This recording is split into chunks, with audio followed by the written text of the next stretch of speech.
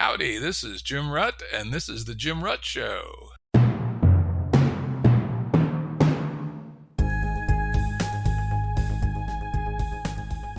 Listeners have asked us to provide pointers to some of the resources we talk about on the show. We now have links to books and articles referenced in recent podcasts that are available on our website. We also offer full transcripts. Go to jimruttshow.com. That's jimruttshow.com. Today's guest is Mark Burgess, an independent researcher and writer. Hey, Jim. Thanks for having me back. Yeah, it's great to have you back on. Our first episode was so interesting. I figured, damn, let's find out what he knows about money, the other thing he's written about. Mark is a theoretical physicist by training. He's also a technologist, scientist in various domains, and an advisor to public and private organizations globally. He is also what I might call a practical philosopher with his development of promise theory. And yeah, he writes fiction and composes music. Today, we're going to examine another of his interests, money. Mark has written a very interesting book on the topic. Money, Ownership, and Agency is an application of promise theory. As always, we'll have a link to it on Mark's episode page at jimrutt.com. Check it out. The foundation of your work on money is your earlier work on promise theory. Could you very briefly outline promise theory for our audience? Sure. Promise theory is really a way of modeling stuff that happens, and in a way that tries to build systems from the bottom up. So you look at the smallest pieces of a system and then try to see how they compose to create the whole. And you do it by basically breaking everything down into a bunch of agents. Agents can be people, things, machines, mineral, animal, vegetable, whatever. And the promises they make to one another. And promises are statements of intent or alignment of intent.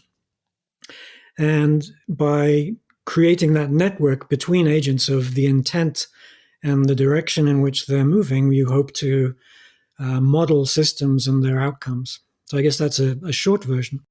That's great. It's a really very rich theory, and we talk about it in considerably more detail in EP28, where Mark was the guest on the Jim Rutt Show. So just type in Mark Burgess, EP28, Jim Rutt Show into Google, and you will find it.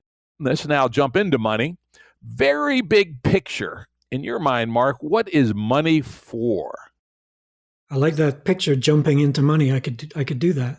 Could do that all day. What is money for? I think money is for communicating intent in a sense, but it's deeper than that because money is not an expression of intent in the normal way that we think of money, at least in the modern version of money that we're used to using. It's at a layer below that, which is more of a transport mechanism on top of which intentions ride. But it's a medium of exchange, and whenever you have exchanges, you have people interacting over a length of time and building up a relationship with one another. And so money has this important role in our society of maintaining relationships, even when perhaps we don't communicate by talking on the phone or visit one another for dinner so much anymore. As long as we're sending little packets of money back and forth, we still have a relationship going. So it becomes a proxy for maintaining relationships and therefore trust. Very good. The first thing I learned reading your book that caused me to raise my eyebrow and say, here's something I hadn't thought of quite like this before, is you describe money as a network transfer system. Very clever insight. Could you tell us more about that?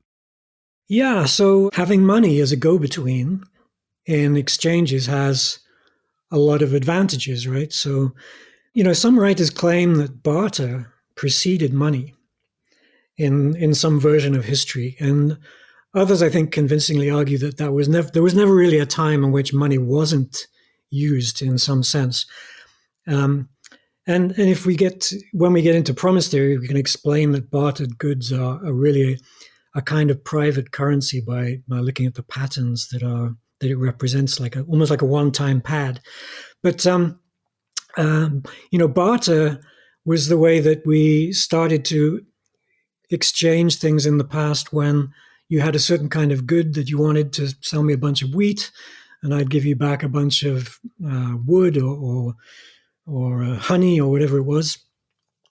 And we would make these exchanges with much more personal contact than in the past. But then as time went by, trade, expanded, became more global. There was the Silk Road, and the Islamic Empire spread its wings or its donkeys or camels across the world. And trade really took on a global dimension where you didn't really want to be carrying tons of wheat or camels or honey around the world to exchange things if you could get away with it. If you took something in one direction, it would be nice just to have a monetary note to give in return, to say, okay, you owe me something in return. You don't have to give it to me right now, but we'll make a note of that and we will settle up later on. And so that role, information in a virtual sense of information rather than a physical representation of information, started to enter into the dialogue that was trade. And that's really where the networking concept began. Having money as a go-between has a lot of advantages because it has no opinion, no affinity to a particular thing, wheat or honey or anything like that. And then it also allows us to maintain a clean separation between entities, if you like, a kind of locality of decision-making, which sometimes is desirable, sometimes it isn't. But, it's desirable if you want to think of private property and incentives within society for fun or profit. So, money begins as this kind of virtual communicating device to settle trades, but then it takes on this new information dimension and trust building context and can even become a motivation in its own right. To hold a lot of this stuff gives you a lot of mobility because you can exchange one good for another. It's fungible. Doesn't even require me to get something back from you. If you give me something, I don't have to give you something back. I could give somebody else something and they could give you something. So there's this, it extends and expands the network dimensions, if you will, of exchanges and trades in a way that we now understand networks to do. Yep. And it also allowed much longer range trade, right? Particularly when money started to become denser, like gold, or even better in book entries like the northern Italian bankers in the 13th century. Trade networks could now be linked by these money signals from northern Italy to the Netherlands and back at the rate of horseback or sailing ship, but certainly much quicker than having to haul a vast wad of wheat from Genoa to Rotterdam. Yeah, exactly. And the one that I like is we still use the name Czech from the French root of the Persian word Shah for king, which was basically by the order of the king. We would have these money orders or promissory notes that could be sent back and forth rather than a train of camels to carry gold or whatever. But this use of this gold is interesting as well because you begin with bulk amounts of things like wheat and similar substances, which are enormous volumes, heavy weights, and difficult to transport. But then you have things like gold and silver, which are precious substances with a very small weight. You consider them to be worth very much more. And so you can keep a few coins of gold in your pocket and buy a huge bunch of wheat, much easier to carry around. But still problematic because the gold still has intrinsic value, so it's still a bit risky to carry it around. But then we go all the way to simple paper, checks and promissory notes, and the paper money and the valueless coins that were later invented to avoid things like coin clipping, which allow you to totally separate the function of remembering debts, if you will, or remembering how to settle up an accounting brick, as you would have in a game board, from the actual valuable thing itself, which is much more risky and difficult to carry around. Yep, that's absolutely true. You talked about medium of exchange as one of the features that money has. Historically, it's described as having three features: medium of exchange, store of value, and numeraire, a measure of value. Let's talk a little bit about store of value. One of the other interesting things that the emergence of money provides, I'd love to get your perspective on this, is to store value. And in fact, if we then lay that onto your concept of network, we might be able to think of money something like a capacitor in the network. It allows us to store some amount of our energy, quote unquote, for some period of time, because it may be that I'm willing to, sell my wheat today, but I don't really want to buy some bread until Tuesday, and having money in between lets me easily and at lower risk essentially store that energy for some period of time. And of course, while it probably started out as short-term storage, over time the amount of storage has tended to increase. So now we have not just capacitors, but probably batteries as well. Yeah, I like that picture of a capacitor as a store. There's a sociology of money as well as a network. Any network has a kind of social function, of course. When the agents are independent things, each makes up its own decision, unlike an electric circuit in a capacitor where you have something driving the next part and it's all kind of quasi-deterministic. But when you have agents that are acting independently, more like a bunch of cells, then the dynamics of that network are a little bit different. So by holding money, you're trying to separate the notion of a fair exchange and measuring that fair exchange on some scale. What we now idolize as the concept of value, which is a kind of proxy for fairness, where we fare in our transactions. From the actual functional things that money does, the exchange details of it. And money, is not supposed to have an intrinsic purpose. It's just a memory or accounting, like this game brick that I was talking about. But what's interesting is when you have this way of counting, you can then accumulate these counters, as you say, and it becomes a kind of a store, a trusted store.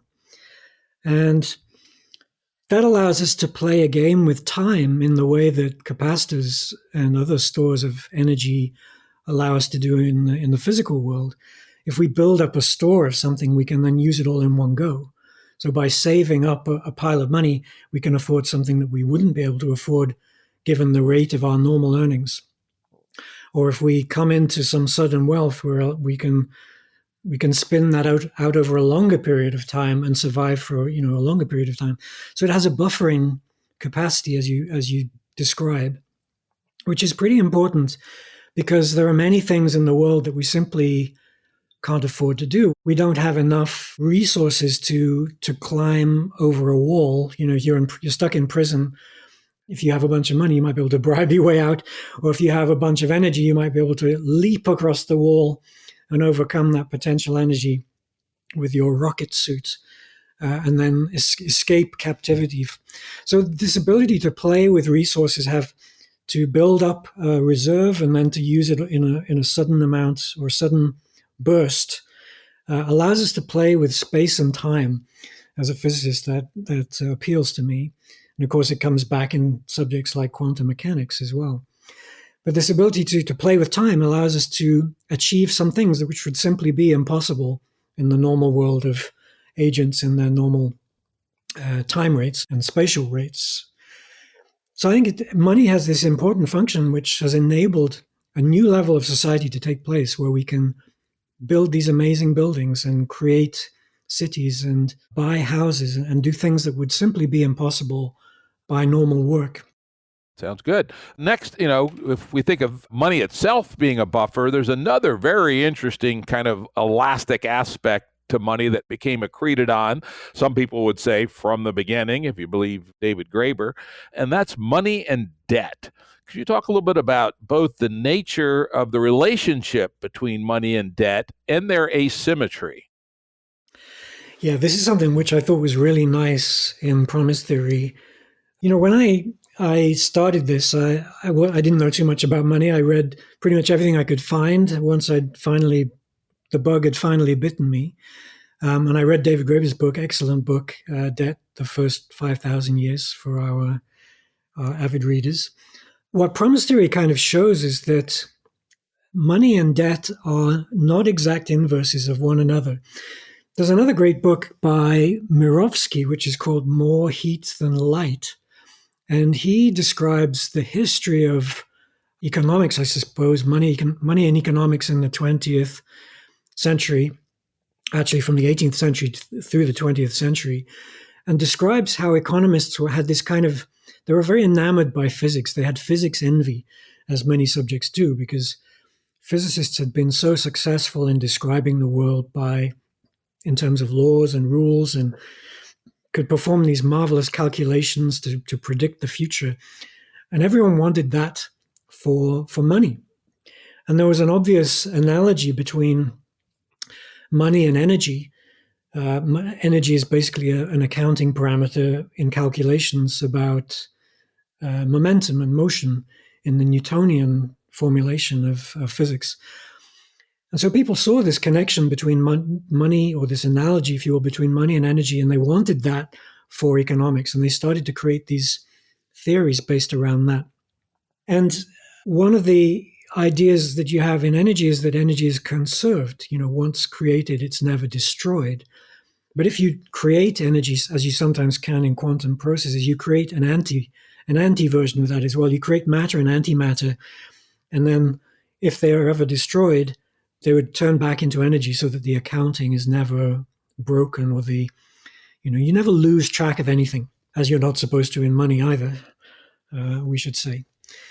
But so this is interesting because, of course, there's no reason why money should be conserved. If you've got a bunch of coins, you can lose some. You can melt them, you can eat them, you can counterfeit your new money, print new bills, and so on.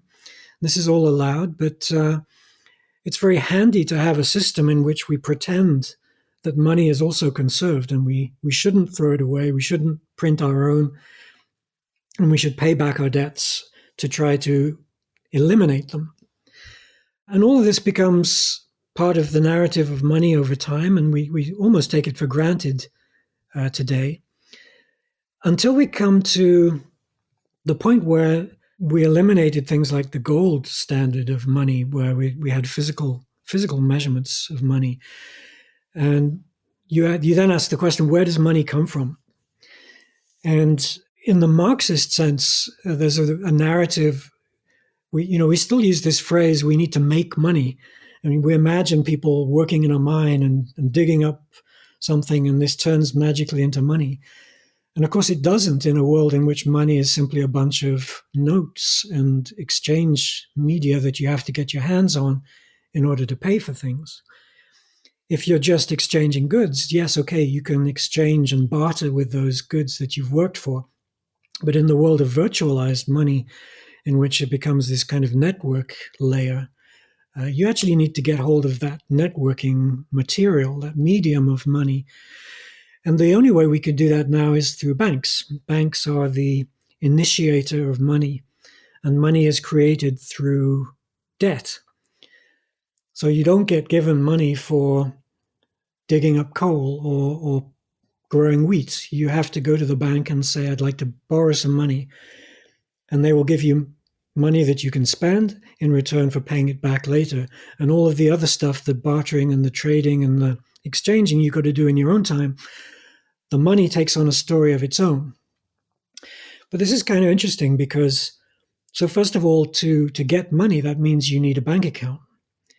And even today, there are whole swathes of population around the world where people are unable to get into the banking system because they're not creditworthy, they come from the wrong caste, they're the wrong color, they live in the wrong part of town, and so on. You're not part of the club with the secret handshake. You need a way into that system. So that's the first part. It becomes a social network and potentially a closed one. And then once you've managed to get money from the bank or whatever, you create this debt. That debt actually carries with it more information than the money that they give you in return. So in order to get that money, you may have to give up details, personal details, your credit history, how trustworthy were you in the past, and they keep this information, and that, of course, spreads through their private network. So even after you've paid back the money, which you think might annihilate the debt in the sense that particles and antiparticles may annihilate one another in physics, you may not completely annihilate your debt, because the memory of all those semantics, the memory of that history follows you around. And so this ledger of transactions that follows you around in the world as you go becomes a kind of almost like in physics we talk about this virtual cloud that hangs around bare particles. In monetary terms, we have this dark cloud of foreboding, which is our credit history, if you will, that follows us around as well. And that, of course, may influence transactions in the future. So debt and money superficially seem to be the opposite of one another, but in fact, debt carries with it memories that are far more complex and networked than the money itself. Very, very good point. One of the key attributes of debt is interest. What is it, and what's the rationale for it? Yeah, interest is one of those complex things that I always found it extremely hard to understand. And going back in history, we've been through epochs in which interest was banned, forbidden. In the Islamic banking system, it's still forbidden in principle. Interest is this idea that when you borrow money, that's a service, and you should perhaps pay for that service. So you have a service fee. You have to pay a certain amount to compensate the lender, which is kind of absurd in a sense because it didn't cost banks anything to create the money, especially in the modern system, right? You're not doing them out of anything by borrowing the money. In fact, quite the contrary. But we've taken on this narrative of interest as a form of compensation for the money being unavailable to somebody else. So we should pay them for that service, for that the privilege of handling the money. So that's one version of what interest is. Another one is that the interest rate that we hear about on the news is quite a confusing beast. It's only vaguely related to the rate of interest we pay on our mortgages, which may or may not be a service fee or whatever. But that makes economics pretty difficult for ordinary folks to understand, and a highly illusory game even for bankers to understand. And what they're trying to do is to try to incorporate projections for what money might be worth in the future. If I hold on to a bunch of money instead of passing it on to somebody else, what happens if the buying power of that money, the purchasing power of that money is less because I'm holding on to it, because prices are rising? Then by holding on to that money, I may be losing or winning depending on whether the prices are going up or down. So I may need to be compensated for that loss. So the fact that in any kind of world of processes are always racing one another in time. Is one process becoming more expensive than another? Will we have to pay more for it? Is it going at a faster rate than the growth of the thing that we're hanging on to? Will I be able to catch the train? If I run fast enough, do I have to borrow money in order to catch my train? This idea of racing processes is also present in money. So if we loan money to pay for a house, but the house price has increased before we pay for it, we've already lost somehow. So there's this concept in which interest is also part of playing with time and space for transactions there as well. And we're trying to compensate perhaps people holding on to money or people who've lent money for what it could have been, what they could have done with it had they had the money themselves. And again, this goes back to this notion that money is imagined to be a conserved quantity, in which, if I have it, you can't have it, and so on. It's not really true, but it's the game that we play in a strange kind of, by strange rules. We play it by rules that people make up as they go along, but that's sort of part of the rationale about how you try to motivate people to pay you back the money that you've lent them. Okay, very good. I will add, you basically laid out two rationales for interest. One is time value of money as a commodity, and the second is currency risk, as I extracted what you were saying. But there is, of course, a third one about real interest rates, which is default risk. So while that does not apply to so-called risk-free money, for instance, perhaps, and maybe not anymore, government bonds. In the real world, like when we purchase a car, as you talked about before, our credit history will modify quite significantly the interest rate we actually pay. I just want to make that point for the listener. Now, let me ask you one of these crazy questions that money nerds always ask each other and scratch their head. I would love to hear your answer. One of the conundrums of bank interest money is that the money is created at the bank for the principal, but not for the interest. What does that mean? What implications does that have for the financial system? I'm not sure I understand the question, Jim. Okay, so let's say I buy a house, I borrow from 100,000 from the bank, buy the house, that 100,000 flows to the builder and off to his workers, etc. But I'm now on the hook to pay 5% annual interest. No money was created in the system to pay that interest. Got it. Some people say that this is a crazed treadmill, which means that if the banking system isn't growing, it'll catastrophically collapse. Love to know your take on that seeming anomaly. Yes, so this is the paradox of money and the assumption that money is conserved. If you borrow 10 bucks and you have to pay back more than that, then where does that money come from to pay back more than you actually borrowed if the money had to be created by debt in the first place? So how do you get more money back for what you borrowed than what you initially borrowed to be able to pay back the interest? Let me hop in and say I'm a little interested in what it means to me as the borrower, but I'm more interested in the systematics, the fact that the total sum of payments is now greater than the sum of money in the system. Yeah, I understand, and that's what I'm getting to. That okay, so great. So if everyone's borrowing money and they all have to pay it back, how can there be more money in the system to pay it back than there was created by the banks in the first place? Well, one answer to that also could be related to a phenomenon in physics called renormalization, where over time, the value of money, and I hate that, we'll come back to talk about that in a bit perhaps, the value of money, what its purchasing power is, changes because prices are rising. So because prices rise, we have to pump more money into the system to be able to pay for things. And of course, as more people on the planet are born, more money has to be created for them to buy things as well. So there is a need for more and more money all the time. And that means people have to be borrowing more and more money over time. So it seems to make no sense. It seems like we would be in permanent debt. And of course, we are in permanent debt all of the time. But the fact that prices are rising and you can be paid back more leads to the concept of inflation, which allows you to get back more money than you perhaps paid for something and make profit.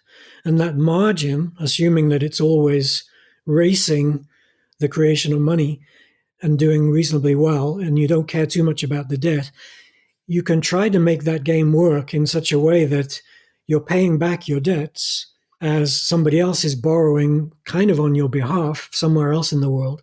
And the network effect of that is routing money to you at just the right way that you're pushing debt away from you all of the time. But of course, new debt is being created all of the time at the edge, which is never being paid back. And so there's this kind of pyramid game ongoing. And our economic story around profit and interest and so on is essentially a gigantic pyramid scheme in which debt is continuously being created, devalued, and the semantics of it being scattered around like entropy so that we don't care about it anymore, in order to continue to play.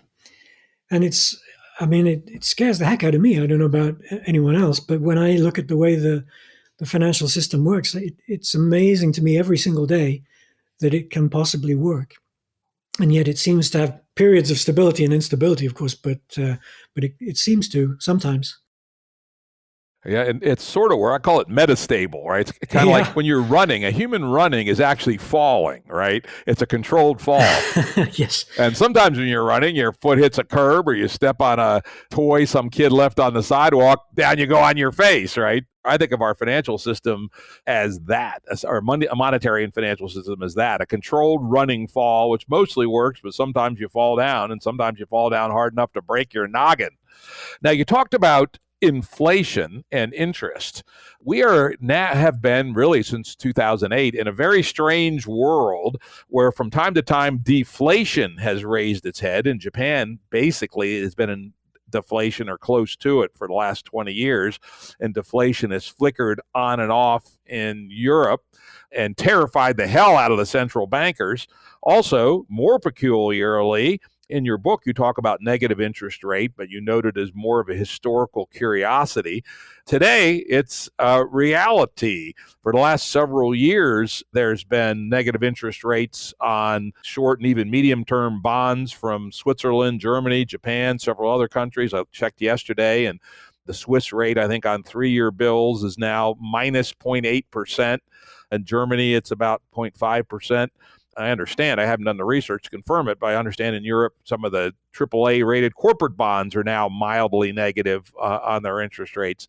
What does a world of deflation and negative interest rates indicate to us about money? And how does your theory of money even account for that? Yeah, this is a huge topic. And you're absolutely right. Negative interest rates are now pervasive in Japan and Europe and the Eurozone in particular. I have to say I'm not an expert on it. First of all, I'm not an economist by any means. One of the interesting books that got me interested in the question of money in the beginning was, first of all, Yanis Varoufakis' books. The first one was And the Weak Suffer What They Must, which was about the Greek debt crisis in Europe. And then his earlier book, but I read that afterwards, called The Global Minotaur, which is about the financial crisis and the monetary system. And then after that, I stumbled across an interview with Steve Keen, an Australian economist, who wrote this fabulous book called Debunking Economics. He belongs to the Church of Minsky. I'm in Minsky, and his debt models. Minsky wrote a book called Stabilizing an Unstable Economy, and Can It Happen Again? Around these various deflationary episodes and these financial crises that seem to recur every 10 years or so, the mother of all being the one in 2007 and 8. And they have models for describing these scenarios, which go far beyond the kind of monetary modeling that I've undertaken using Promise Theory. They use these differential rate-based models, based on average statistical measures and the econometrics that economists use, like interest rates and GDP and so on, which allow you to model money on a time scale of decades and years and over long, long periods of time. Of course, they then try to apply them to money markets on the scale of days and weeks and months, which is kind of absurd and leads to this meta-stability that you were just talking about. And I find this sort of extraordinary because this got me interested in the concept of money and whether or not that network of effects could work on the time scale of those microscopic interactions. So my Promise Theory of money is really a microscopic view of money, if you will. It's a transactional view at the level of our everyday payments for things, the trust incurred in the relationships between us, what allows one person to pay for something and what will make your client be willing to pay you for your services. How do those relationships get started in order to bootstrap that whole motor or machine engine of the world? I think that's what Ayn Rand called it, the engine of the world. And that engine of the worldview is what the macroeconomists like to study and to model and talk about. That macroscopic version of money is a totally different beast than the microscopic version that we were talking about in terms of transactions.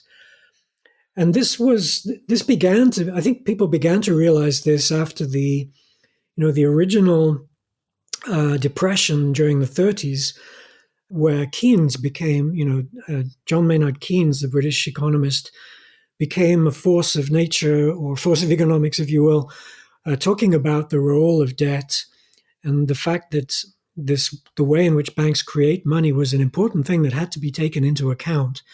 Because it may seem bizarre for our readers to hear that economics didn't model money. And to this day, many economists talk about economics GDP and debt and interest rates and unemployment without ever referring to money as a medium and what it does.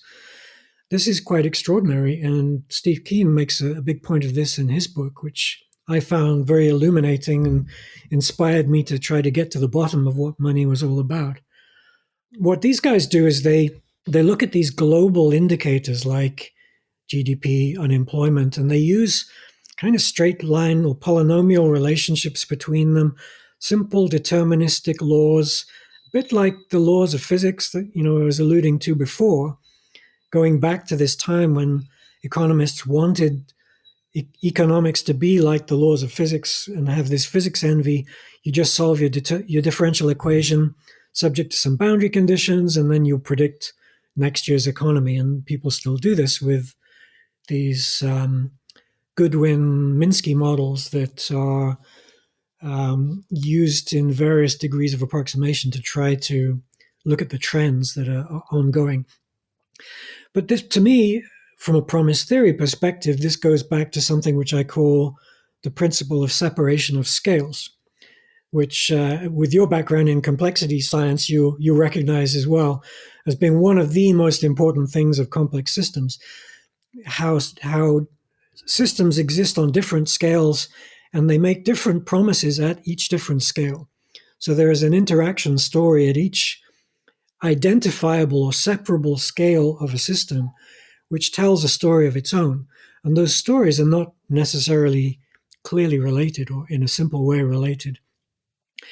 And of course, this means that economics and the story of money and the story of society that it tells is not one simple story. It's a story on many levels. Economists separate themselves into microeconomists, macroeconomists. There should probably be mesoeconomists in there as well, but I never heard of them before. But I think economics is attempting to go through a revolution to reinvent itself along these lines. And some of those advocates, like Minsky was an early one, largely forgotten today. Keynes, of course, wildly misrepresented in his version of events. His theory was kind of hijacked by the neoclassical economists and misrepresented for many years. And then sort of the modern advocates like Yanis Varoufakis and Steve Keen, and even old guys like Schiller, the Nobel Prize winner, his latest books on narrative economics and so on, indicating how we try to separate the storylines of the different scales in the economy to predict how stuff happens. So, a long and rambling answer to your question. Really, economics being a complex system is a complex thing to describe at many different scales, and we have to have different stories about it at each of these scales. The nature and characteristics of those stories at different scales, of course, very different. Absolutely. Very good perspective. And I will second the call out to Steve Keen's Economics Debunked, which is a must read if you want to understand why our economists have led us so far astray. I've got Schiller's Narrative Economics on my soon to be read stack. And another one I'd call out, and this is actually my touchstone on my own work in monetary theory, The Money Illusion by Irving Fisher. Very iconoclastic economist back in the 20s and 30s, who I still believe saw money more accurately than anybody else. And finally, if you want to see the Ruddian view about money, I do have a talk on the internet. Type in Dividend Money, Jim Rutt on YouTube, and you will see my 90-minute talk about an alternative money system that doesn't require debt. Let's move on. Another thing that you've talked about in your book in some considerable detail, something that frankly, right at the edge of my understanding of money, and one of the things that makes it so damn complicated, is how foreign exchange changes our analysis on money. Could you talk to us a little bit about foreign exchange and how that couples to any given country's monetary system? So we start with this idea that banks create money, and each sovereign realm with its own banking system can create money of its own. In fact, you or I could tomorrow just create our own currency right off the bat if we wanted to. Anyone is free to do that at any time. Companies do it from time to time. We have coffee cards and flight miles and so on, these loyalty systems that people create. And of course, there are many reasons for doing this, but let's not get into that right now. The trick of creating your own money is to get people to accept it, right? So if someone will agree to use your currency and give it back to such a degree that it forms a network, then it starts to become a useful thing.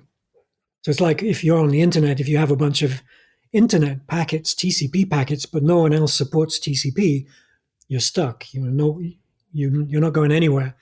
But if the whole world adopts TCP/IP, then suddenly you've got an internet. And in a similar way, you would like to have a global currency in which everybody could pay everyone else, and you could just sell things and buy things freely. But because of the relationship to politics, not everyone really wants to do that. Because who gets to decide how much money is in circulation will affect how well off people will be, which is a political issue. Who gets to borrow money? And if some people start getting too rich, how will we control that?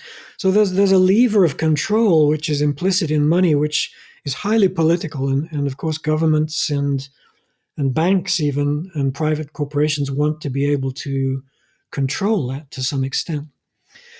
So sovereignty over money and its control is an important thing.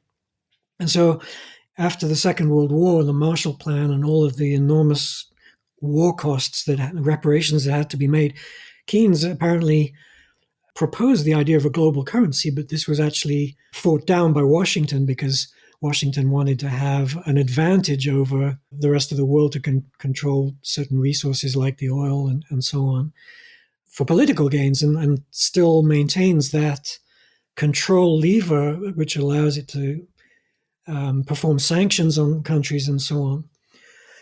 So this political dimension means that the national boundaries of countries now play a role in currencies and exchanging money. If you want to pay for something in another country, you have to go through this rather complex dance of buying currency using your own currency. Now, how does that work? If money is created only in the foreign country and you can only get money by paying in your own currency, and it doesn't work in the other country, how's that going to work?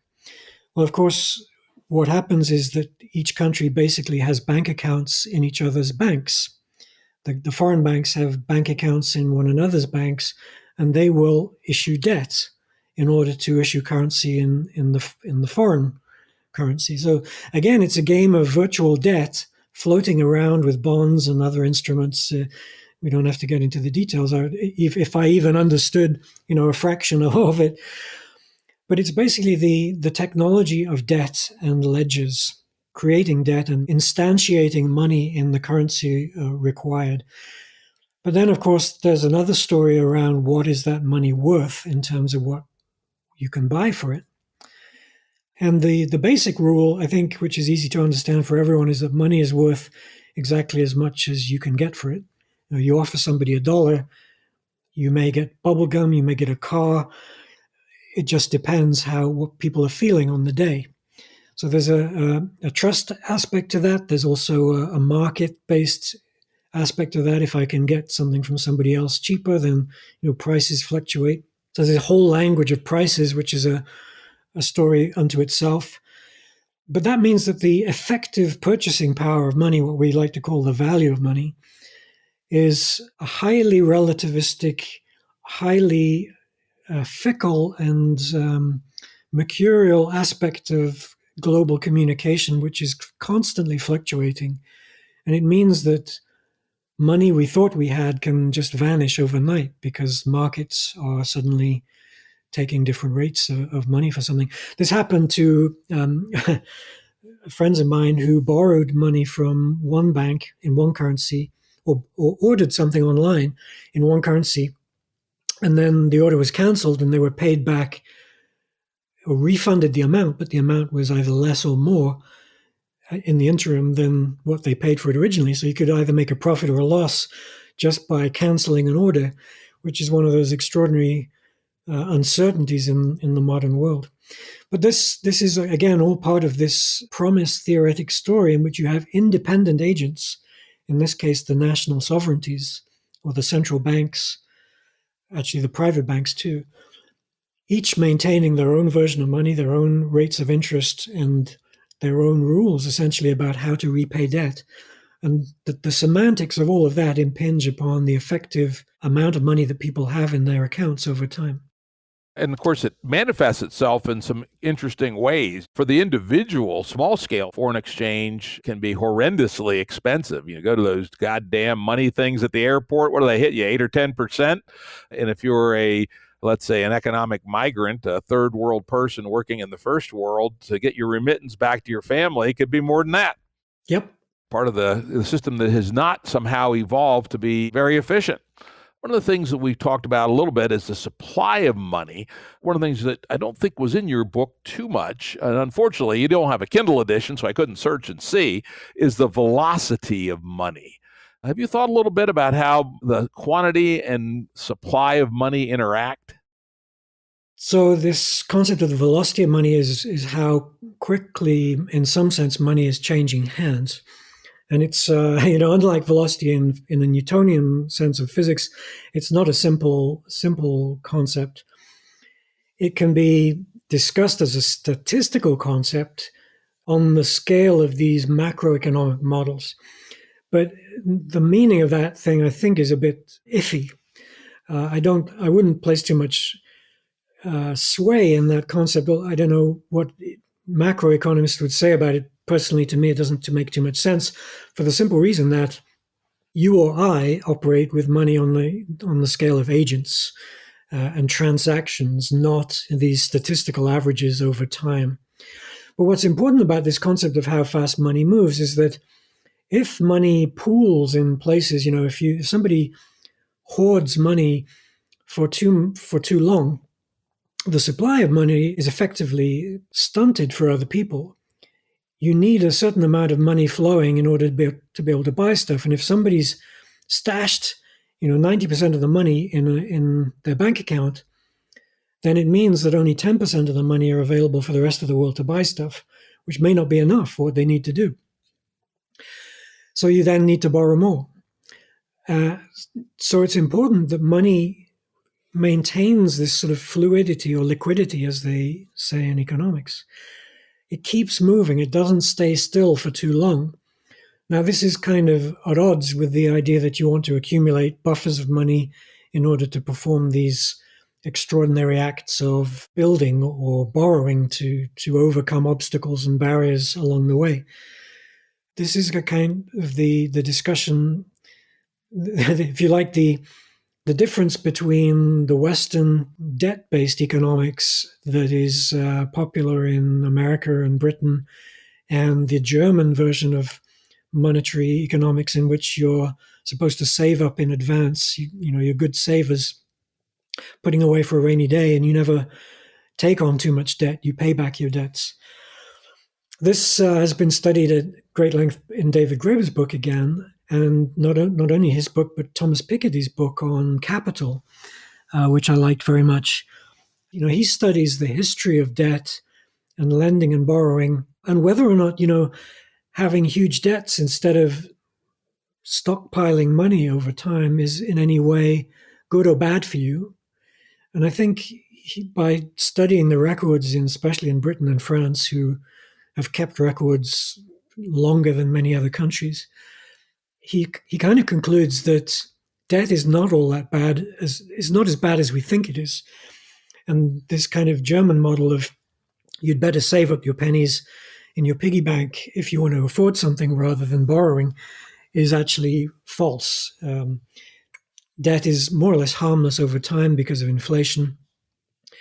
And if you don't lose your cool, it can be the better way perhaps of overcoming financial obstacles rather than trying to stop money from flowing. So, whereas, we Europeans look at you Americans as big spenders, going into debt, maxing out credit cards as being sort of, wow, this is sort of shocking to a European mentality. In the long run, perhaps it doesn't really matter, and that might actually be the way to get ahead in the financial system such as it is.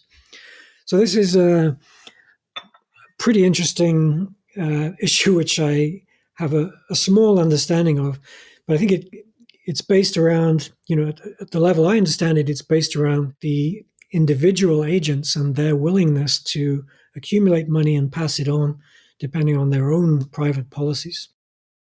And it's interesting, it's been a secular downward trend in velocity in the U.S. For instance, I just pulled up the Federal Reserve velocity of M2 money stock. In 1996, kind of in the hot economy, the velocity of money was about 2.2, meaning that the typical dollar was spent twice in a year.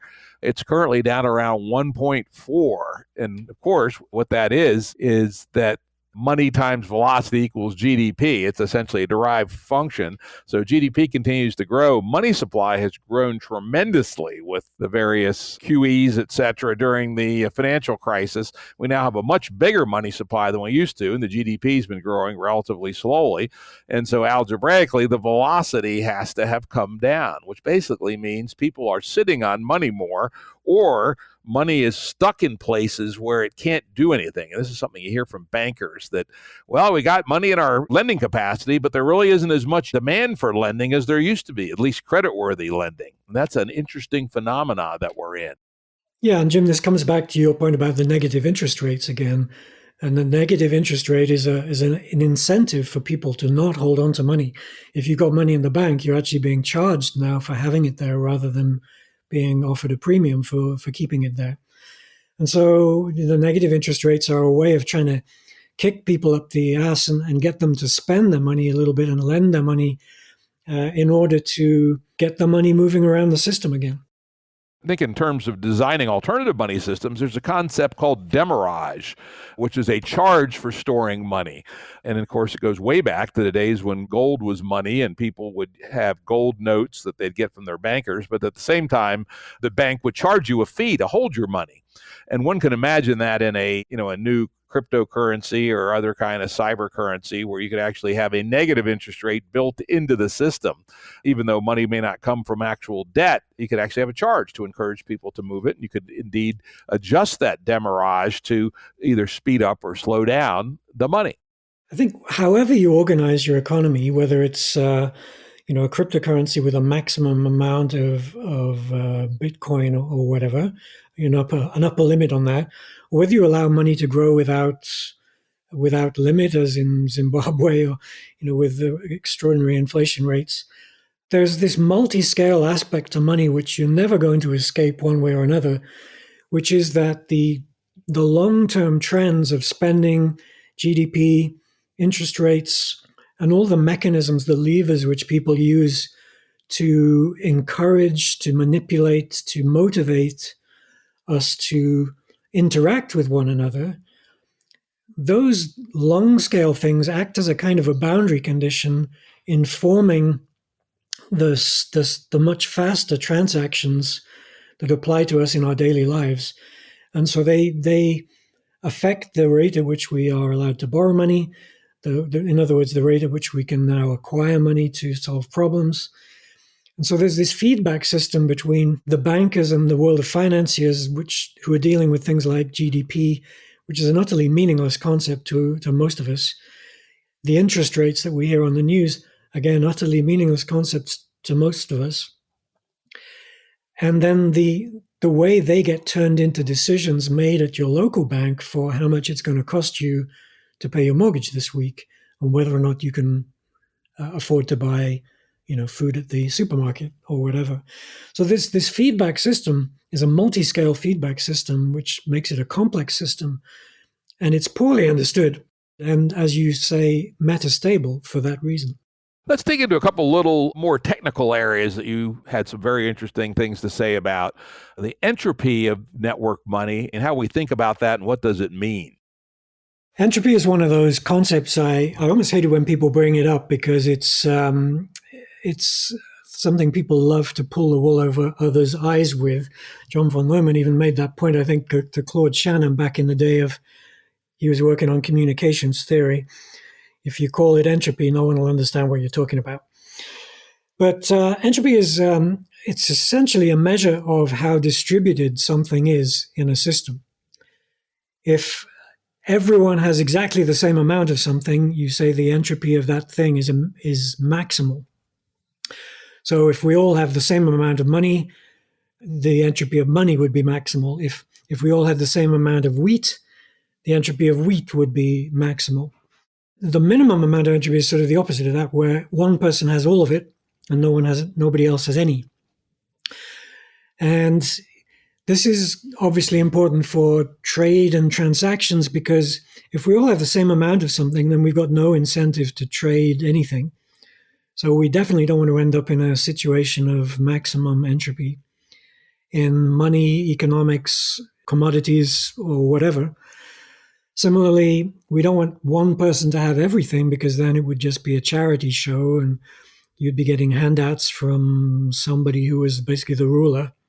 So there's this concept much in physics about how entropy represents the motor of the system. If a system has reached maximum entropy, the system ain't going round no more. Nothing's going to happen. So we're trying to avoid that from happening. And one of the antidotes to that happening is exactly the banking system, where banks can create new money in order to create a surplus of purchasing power. And then, of course, we need entrepreneurs and companies to create surpluses of goods here and there to prevent the heat death or the wheat death of the universe on that kind of score. So it's a little bit related to this concept of velocity of money. It's a very broad concept, a theoretical concept, if you like, not too useful. And we certainly hope that we never get to the point where entropy becomes a useful measure. It would be a sort of, as you say, the heat death of the economic system. And it is interesting, even though I do criticize the fractional reserve banking style of money, one of the things it does do is it forces the circulation, right? Because typically loans are for relatively short periods of time. I think the average is about 4 or 5 years. And so money comes into the banks, is destroyed literally. When you repay principal on a loan, the money is destroyed, and then the bank typically lends it back out, creating new money, and that money then diffuses back out into the system. So we essentially have a circular flow of money out to loans, back to the bank, and then back out again, which does provide a fairly strong force away from entropy. Right. And the part we didn't talk about earlier is that banks can't just create any amount of money anymore. There are limits on deposits that they have to hold in order to create new money by regulation. This is simply a convention. It's not a law of nature, but it's a legal convention, I guess, in different countries. And they can adjust it for political or economic purposes. Yep. Let's go into some stuff that maybe gets a little closer to easily understood promise theory, and that's the idea of payments. There's lots of different ways that things can be paid, and interestingly, payments have attributes that aren't necessarily obvious on the surface. For instance, despite all these fancy Bitcoins and this and that, credit cards still have a big role to play in the economy. Frankly, I always pay for anything I can with a high-end credit card like an American Express because it has a special attribute of renunciation, right? American Express, since I've been a customer for 50 years or something, 40 years, trusts me when I say, take the money back from that asshole, right? The goods they gave was no damn good, and they'll just do it. American Express will just take the money back from the vendor. Talk about payments and how that whole thing works and how it's much more nuanced than it appears on the surface. Yeah, this is an incredibly interesting point, especially in this world of Bitcoins and cryptocurrencies that have taken off on the idea of mistrusting the banking system. The concept of money as a fungible network packet layer of communication is pretty important. And in order to carry out that function, it should have as few labels, as few semantics as possible. Just as in the internet, you want the IP layer or the TCP IP layer to have relatively few markers and labels and things that identify it. You don't want money to be tied to a particular person because you want it to flow between people. You don't want it to be specific to a particular kind of good. You can only use this money for wheat. Even though we create many of these loyalty systems now, like air miles and coffee cards that can only be redeemed with certain suppliers and so on. These are ways of playing games with trust by adding labels to money to bring people back and to sort of maintain relationships by encouraging with incentives people to come back to and maintain the same relationships rather than allowing money to flow freely and diffuse without opinion, if you will. And part of this, of course, happens with banks as well, although when you have a national currency like the dollar or the pound or the euro, which works within a certain sovereign realm, the money kind of is tied to that central bank, and then you have foreign exchanges, as we discussed before. But if you ever begin to mistrust the role of that intermediary, the money itself or the third party that you go through like a bank that maintains a ledger for you to pay on, could be your credit card or your checking account or whatever, then you may want to try to go back to this concept of barter, individual handing over the goods directly again. But by doing so, you would lose a lot of value, all of those things we discussed previously about the time, the ability to play with time, the ability to rescind your payment, as you mentioned. I regret that decision. Please take it back. All of those things become impossible in a world in which you don't have some kind of service layer in the middle. So these trusted third parties like the banks and the credit card companies, while at one point being able to have considerable power as network hubs, as exchange hubs within whatever currency they belong to, they also are able to provide smart services like lending, like rescinding money, like tracing certain transactions, and they even can perform services for the police to be able to track money laundering and things like this, although they don't do a terribly good job on that. The argument that came up after the 2008 crash that led to Bitcoin and the cryptocurrencies was, well, these banks, because of their games with lending and refinancing of loans and monetary instrumentation, has gone wild. They've lost control of themselves. They now wield too much power over ordinary people. Let's claim back trust by taking away that need to trust the middleman. Of course, that's entirely misplaced because you're still trusting a middleman. There is still a middleman in the cryptocurrencies. It's now a software system instead of a banking entity. So it may be slightly more predictable in some senses, but not in others because it's still a market making it work. And it's still fluctuating based on the weather of who happens to be running Bitcoin mining operations at the time. So it's a very, very complicated picture.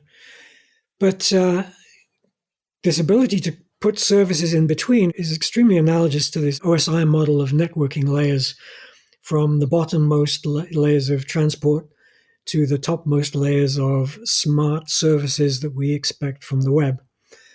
But you've got to be careful about where you put different functions on the different layers of the network stack. So should we have smart dollar bills? Would that be good? Could we add labels to the money? Well, no, you're not allowed to write on the bills. So we're not allowed to add money there. That's good. Okay, that means money is still fungible. But then that prevents you from creating loyalty points and creating customer value through additional services that you could provide. So we want to be able to add those things at a high level of abstraction. And this is a role of the banks and the money handlers that I think has been greatly underestimated in the West. In China, people are very good at doing this. They've come far further than us in the Western world by adding these smart services to money. Taking a promise theory perspective, as you mentioned at the beginning, okay, so in promise theory, you have agents and you have the promises. Promises are money are promises, and the proxies that carry those promises, the network packets, if you like, are the bills, and the trusted third parties, the network hubs like the banks. But then what about the end agents, the agents at the end? If you put your intelligence into those guys, like it used to be in the world of bartering, You could say, well, I'm going to put all of my smart services into the endpoints instead, the pricing. How is the service offered? What is included in the price? Is it just a number, how much you're willing to pay? Or is it a form to fill out? Do I have to give you additional information? Will I add some extra stuff coming back to you as a service alongside this? And this is kind of interesting. We're starting to see banks realizing they've been caught with their pants down here, because they are network hubs at the center of this vast network technology that is money. And they could be exploiting that hub advantage to provide additional services like authentication of users. Your identity is essentially your bank account ID, right?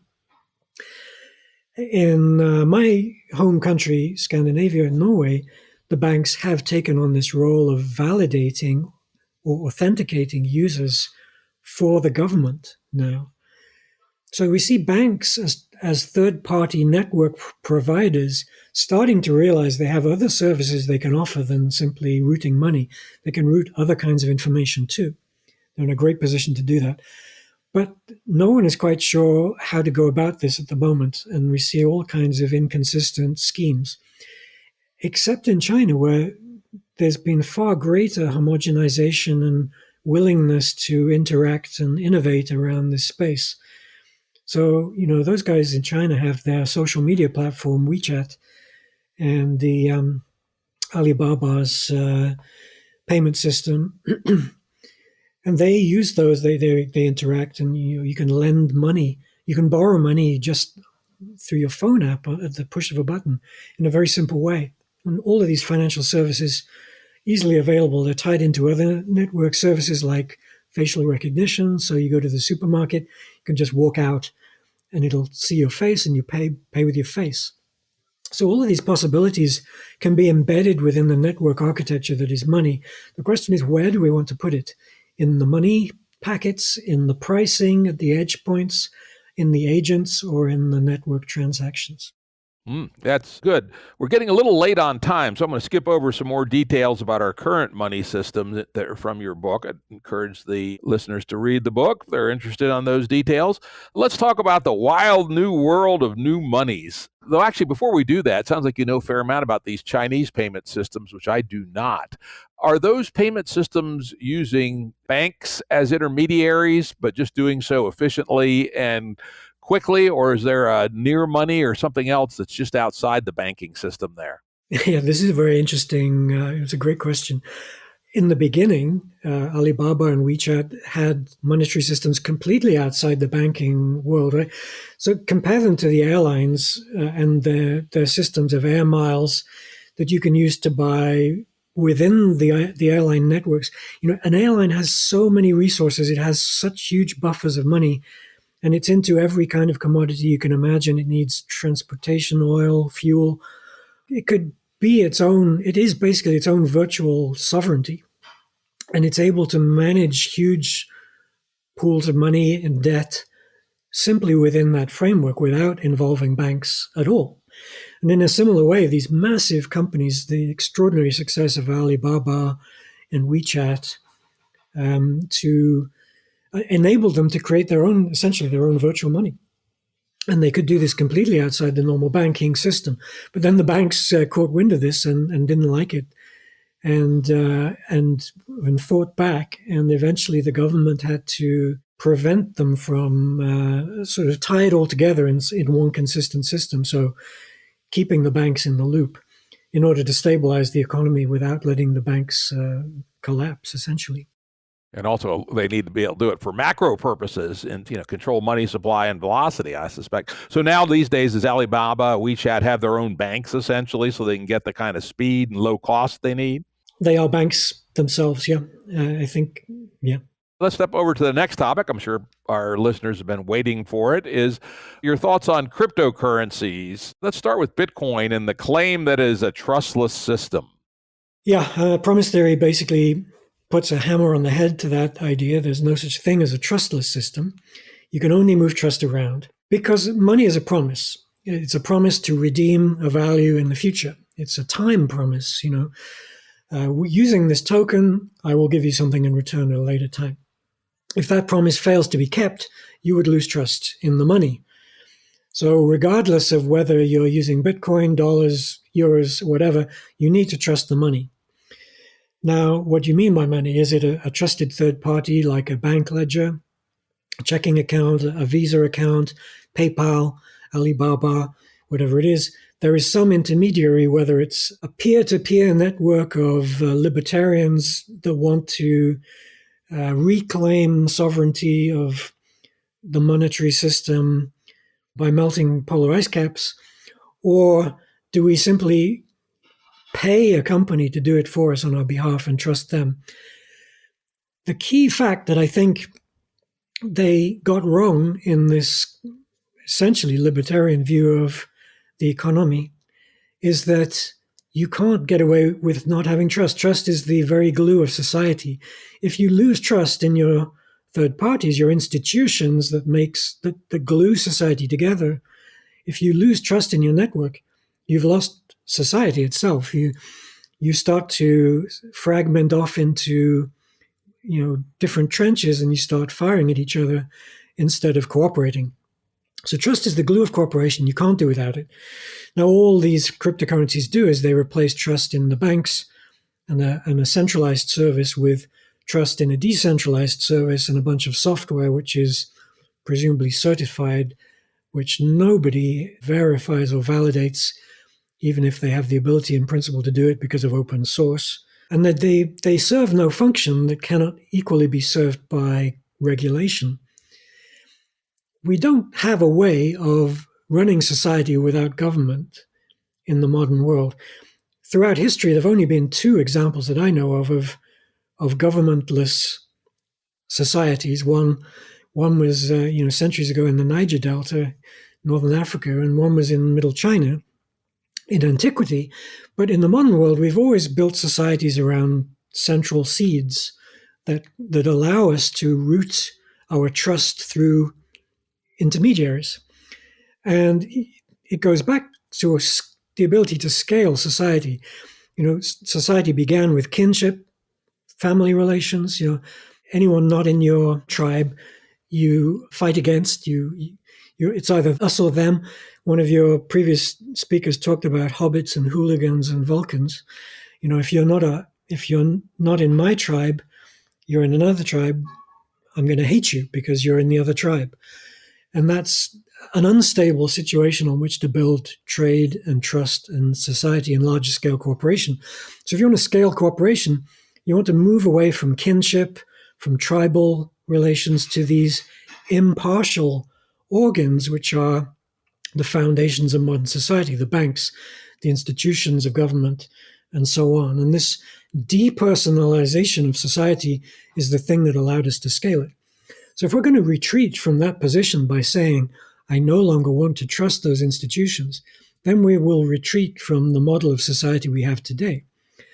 This was, you mentioned at the beginning, one of the fiction books that I wrote many years ago, a book called Slogans. I sort of anticipated this back in 2002 or 3 or something, that our electronic devices, our handheld, what today are smartphones, didn't exist at the time I wrote the book, but these smartphones essentially allow us to have what we want at the push of a button without having to interact closely with bartering opponents. So we have no knowledge of them, no Dunbar relationship between them in which we know them at the level of our friends to be trustworthy. And that means these impersonal channels of communication, the ability to mail order, erode the fabric of trust on which society is built. You can see it as you walk down the street now. People don't tip their hats to each other anymore. Maybe quite the opposite, So this is a potential risk, I believe, in society in the way that it works today, that we may lose our sense of society if we're not careful by introducing too many of these go-betweens that appear to eliminate the need to know your opponents and trust them. Very interesting perspective. You also did mention melting the polar ice caps. I have a good friend who describes Bitcoin as accelerating the heat death of the universe, the same idea, Yep. and probably to no good point, as you describe. On the other hand, the other big thrust of innovation in cryptocurrencies I find much more interesting, and that's the smart contracts that sit on top of Ethereum. In fact, when I was reading your first book on promise theory, Promises and applications, I think, wasn't it? I can't remember. we'll figure it out. We'll put it on the website. Anyway, when I was reading that book, I said, damn, smart contracts would be a very interesting way to formally create some of these promises you were talking about. Do you have any thoughts on how things like smart contract systems map onto your promise theory? Yeah, I also got interested in this question until I realized the cost of it all. I mean, first of all, smart contracts, great idea. So then you're putting some of the intelligence in the trusted third party. In this case, the trusted third party is a mobile entity, or decentralized entity rather than a centralized one like a bank. There's no reason why you couldn't have smart contracts in a bank, a regular bank, right? So there's nothing specific about cryptocurrencies that makes them able to do, or blockchain, I should say, that enables it to perform these smart services that couldn't be done with centralized services equally well and much cheaper and much faster, to mention something else. But this, yes, you're absolutely right. So smart contracts, absolutely powerful concept. How much intelligence do you want to put into the machinery of the network itself? There's a story around this which goes, if we go to internet technologies now, the corresponding thing in the world of Cisco and Huawei and the network providers. These guys had an idea when the cloud came along of something called network function virtualization, in which all of those boxes, essentially the routers and the switches that we use to route packets, used to be just giant boxes of metal which perform this function in hardware. They wanted to replace all that using virtual machines and to virtualize those functions in a simple way. And they called that network function virtualization. And they had a very kind of poorly thought through idea of what that would be, just replace the routers with virtual machines. But they missed an opportunity to see an enormous opportunity there in the ability to add smart functions, which we would now associate with things like data pipelining, smart transformations of data coming in one side, going out the other. In a similar way, smart transactions coming in with a certain amount of information and then being turned into something else, enabling go-betweens like putting certain payments in escrow so that you can regret and reverse them, as you could do with your American Express card we talked about earlier. So all of those kind of smart functions, additional services, we're dying to put those into smart devices somewhere. The question is, do you put them into the money, into the third parties, or do you have them in the edge in your smart devices? And in a way, it depends a little bit on where the information is and where the data need to be in order to maintain privacy restrictions and other concerns of that kind of a nature.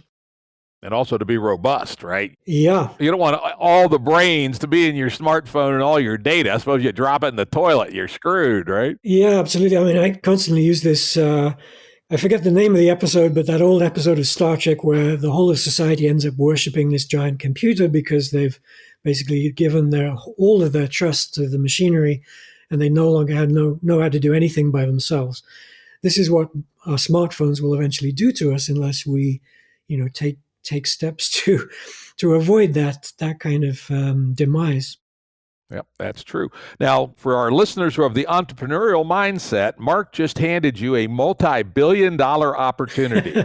It's one I have mentioned to people before. I still do a very small amount of early-stage startup investing. For a while, I was getting way too many blockchain, Bitcoin, cryptocurrency ideas. And I kept pushing back saying, why does this have to be on a blockchain?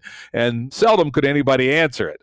So one of you entrepreneurs should build a smart contract infrastructure on top of a single ledger or mildly distributed high-speed ledger and push that out into the world. That would actually be useful. And when you get funding, come and talk to Jim and me, and we'll join you as advisors. Absolutely. Absolutely. If I wasn't so old and so rich, I might do it myself, but let's leave that to the next generation. All right, Mark, we're getting near to the end point now. What are some thoughts that you might have for the future of money? If we are where we are, what could we expect to see next? Yeah, this is something I wrote a little bit about in the final chapter of the book, just speculating a little bit. One of the things that got me reading and engaged in this was the story of DevOps, and this realization in the world of IT that developers and operations people within a software team communicate extremely poorly and tend to throw stuff over the wall to each other. Developers will write some software and they'll throw it over the wall to the operations people and say, run this for me. And then they get all the flack for it. When it goes wrong, the users come back and hit the operators and say, you're not running this properly, and they get all the blame while the developers sit in their ivory tower and take the money. And this hasn't been going down well, and it hasn't been leading to much cooperation. So they realized that these two, the dev and the ops people, needed to communicate better, form a Dunbar relationship to one another, and get some proper cooperative entanglement going between them. And this is a form of money. It's a form of trust building. And this occurred to me that this is a kind of currency that is required in the world of work. So in the future of work, in which we are more distributed, more nuanced in our functions and our roles, I think it's safe to say that we need to reinvent the concept of money entirely to be smarter and to deal with those ways of building and maintaining trust. Now, we've seen this with the microcurrencies, things like loyalty schemes, air miles for your favorite airline, or One World Alliance, or whatever it is. And we've seen it for Starbucks and the different coffee houses and Amazon and so on. This question of loyalty and trust is surfacing its ugly head because we have neglected the role of trust in society. And I think people are starting to realize just how important trust is. Ask any sales guy why they made their sales quota, and they'll say it was because we have a relationship with the client. It's not because my product is best or because I have superior technology. It's because they trust you enough to give you money. And it's the foundation of business. It's a foundation of society. Without that glue of trust, our world will begin to unravel. And so for me, that is the future of money, figuring out how to rekindle trust. God, I love it. I love that you mentioned DevOps. It's what happens to be one of my pet things also. I was fortunate enough to be invited to become chairman of the board of an early stage tech company in 2002 who actually built the whole agile DevOps philosophy into their business from the get-go. And man, was that a different world than the world that you described that I was used to in the 90s, where the developers would throw some pile of shit over the wall, people would test it, it would break, and then the developers would grudgingly fix it, and then throw it over the wall 2 weeks later, and then the ops people install it. It doesn't work. In DevOps, everything is built every day, and it really amazingly has changed the way software development is done. And in some sense, it's a way that trust, as you described, Dunbar level trust, has been able to be built between the development and the operational community. And for those of you looking for a career, young folks, DevOps is probably one of the hottest tickets out there in our economy today. To your bigger vision of somehow using money or money-like systems to build more trust in more ways, I applaud that tremendously. Trust is what holds our society together, after all. If you have anything to say to wrap up. Yeah. How do you top that? That was a great ending. So thanks, Mark, for an amazingly interesting deep dive into money. It's wonderful to have you on the show again, and maybe in the future we'll have you back and talk about something else. Well, it's always great to come and chat to you, so I would love to do that anytime. Thanks, Jim. All right, this has been great. Thanks. Production services and audio editing by Jared Janes Consulting. Music by Tom Muller at modernspacemusic.com.